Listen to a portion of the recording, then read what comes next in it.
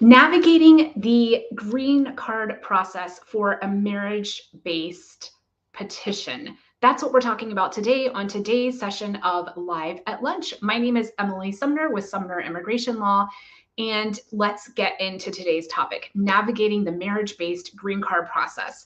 So there's a lot that we could talk about for this, but today we're covering 5 tips, 5 things that you should know if you are thinking about beginning this process. And as always, this is for informational purposes only. It is not legal advice.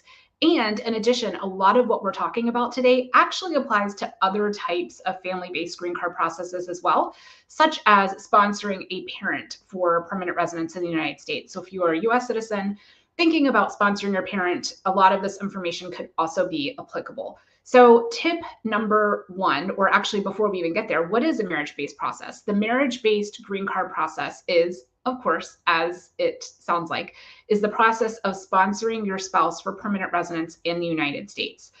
When I say you, in order to sponsor a person, your spouse, for your foreign national spouse for permanent residence in the US, that person can be, you can be a US citizen, or you can be a permanent resident. If you are a US citizen, then your spouse is considered to be an immediate relative. I know all spouses are considered to be immediate relatives in everyday life, right? But for immigration purposes, the spouse of a US citizen is considered to be an immediate relative.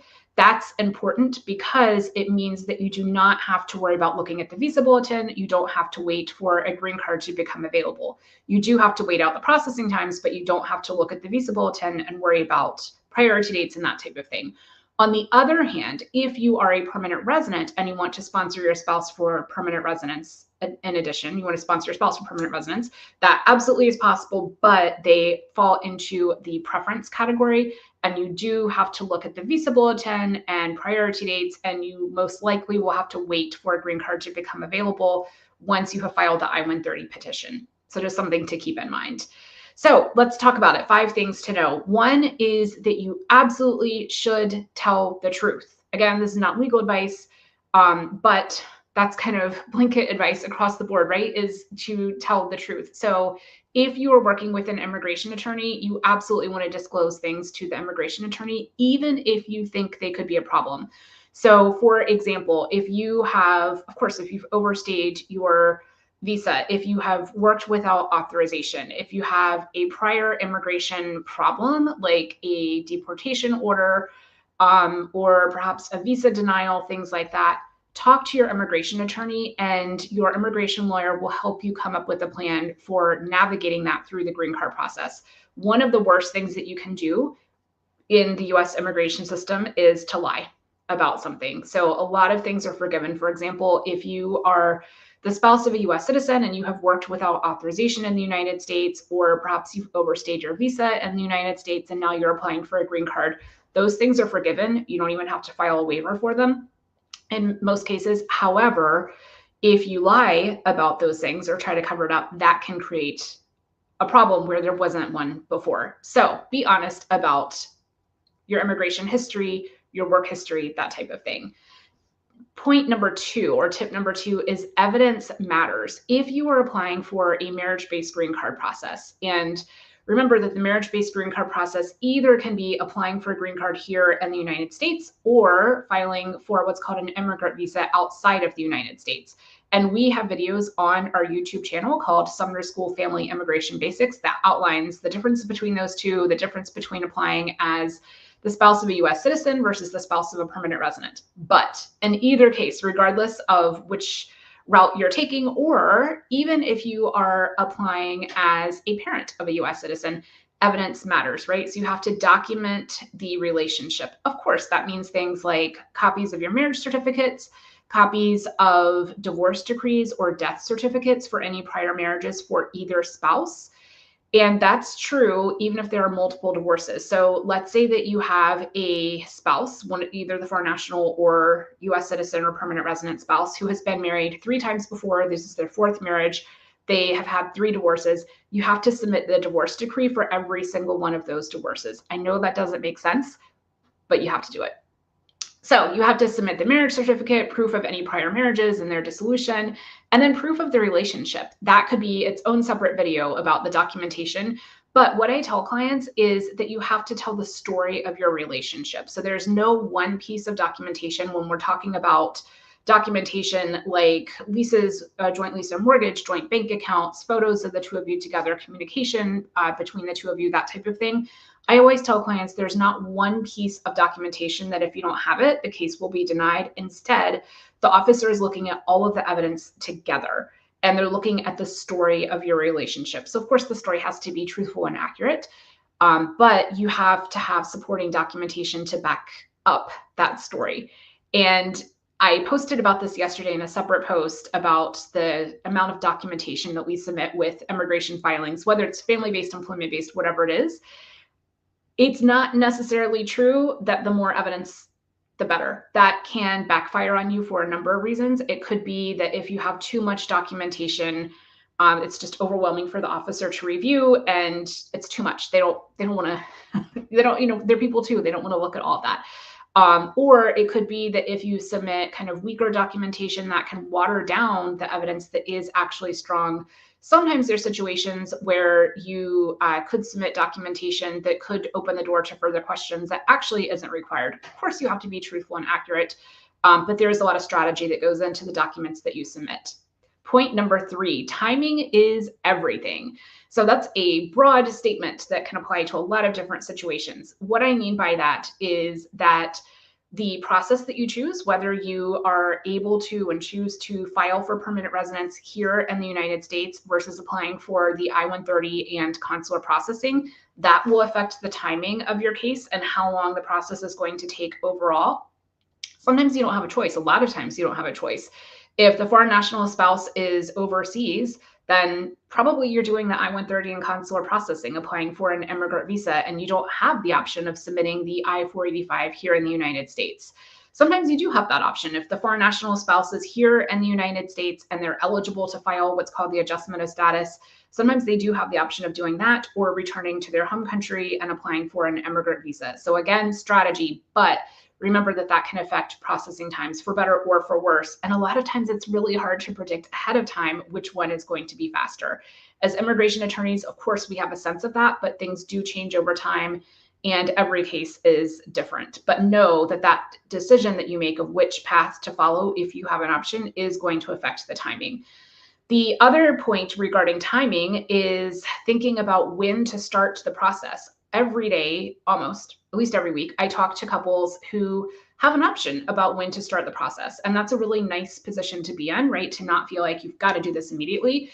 But the question is, all right, do we start the process now? Or perhaps the foreign national spouse is here in the United States in student status or H-1B or another type of temporary visa classification. Or perhaps they're overseas and they're not sure when to start the process. There are various factors to be considered there. And another thing I tell clients all the time, or prospective clients, is that there are immigration considerations and then there are life considerations, right? Practical considerations outside of the immigration aspect. And you have to merge the two together, marry the two together, no pun intended. But it is important to consider both legal implications and legal immigration related considerations and practical considerations as well. So for example, if a person is here, I'm just thinking off the top of my head, if a person is here in the United States in F1 status, that's a student status, they're married to or going to marry a US citizen, and they're thinking about when to start the process. One question that I have a lot of times or all the time for every prospective client or client I'm talking to is, do you have any international travel plans coming up?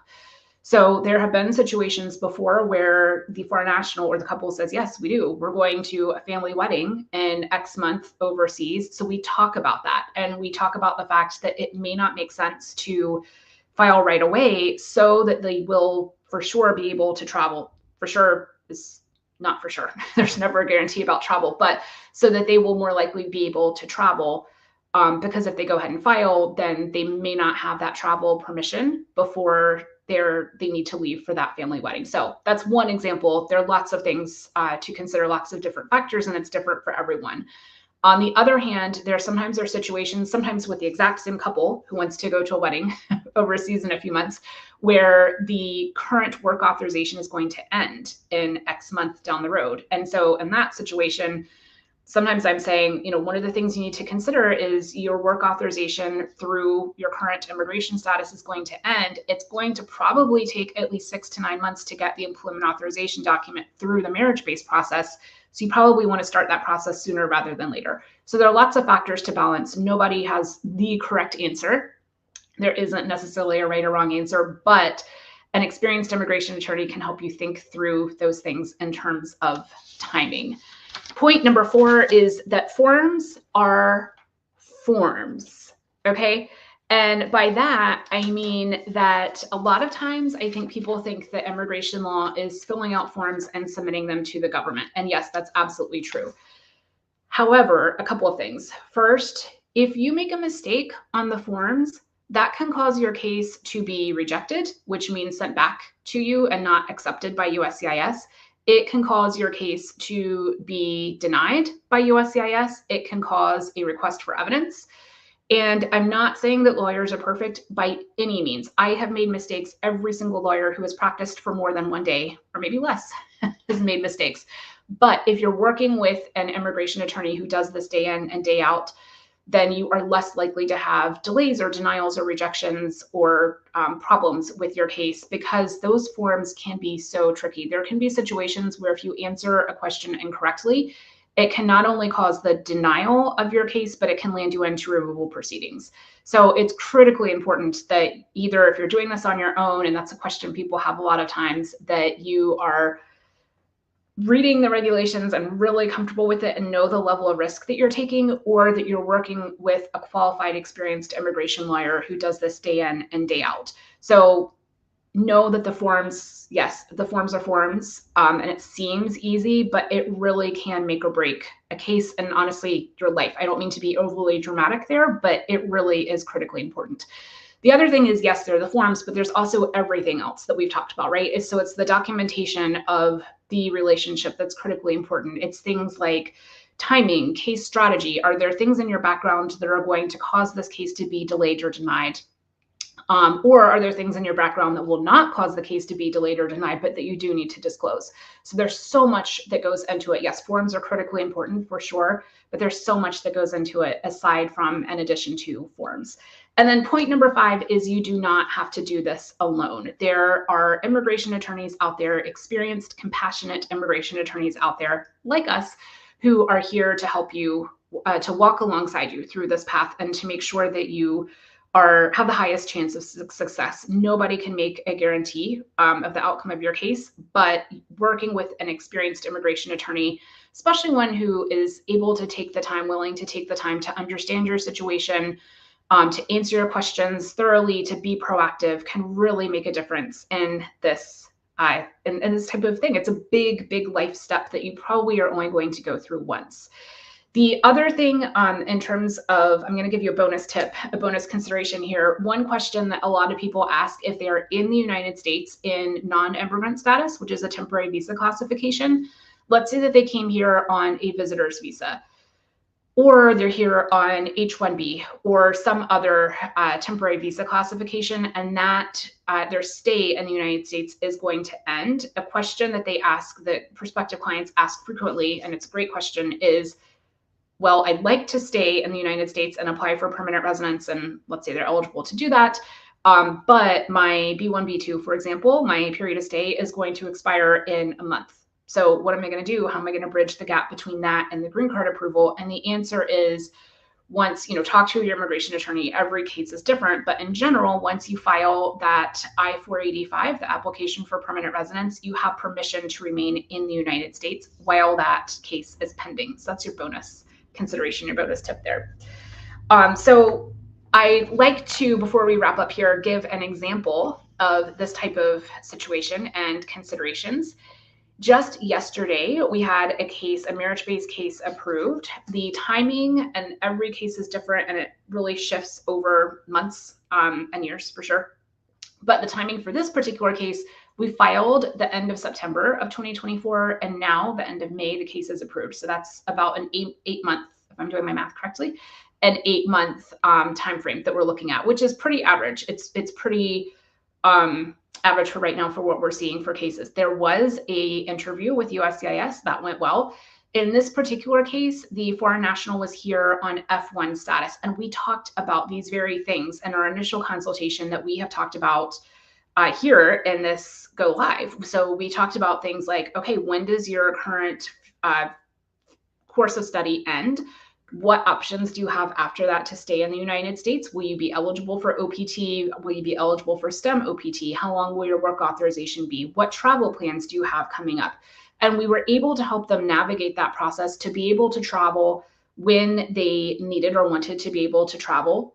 That's not a guarantee, right? That doesn't always work out, but they were able to travel when they needed to. And importantly, the foreign national spouse was able to keep working continuously without an interruption in their work authorization. And now they have the green card. So this is, we're so happy. It's such an honor to work with people and help them navigate this process, walk alongside them, answer their questions, be proactive, give really thorough advice and just considerations to the clients. So it's an honor. I'm so glad that that has worked out for them. And that's what we can do for you too if you're thinking about starting this process. So if you have questions, feel free to put them in the comments. I'll answer if I can. I cannot give legal advice through open forums like this. In addition, we would love to have a consultation with you to talk about where you are in the process, what questions you have, what you're thinking about, and help you come up with a strategic plan that will help you meet your personal and professional goals here in the United States. If you found this video helpful, I hope that you will share it with a friend or a colleague. Otherwise, my name is Emily Sumner with Sumner Immigration Law. We help clients around the United States and around the world with employment-based and family-based immigration matters. If you have not subscribed to this channel already, whether you're watching us on Facebook, YouTube, or LinkedIn, make sure that you subscribe and hit the bell so that you are notified of our next video. Until next time, I'm Emily Sumner.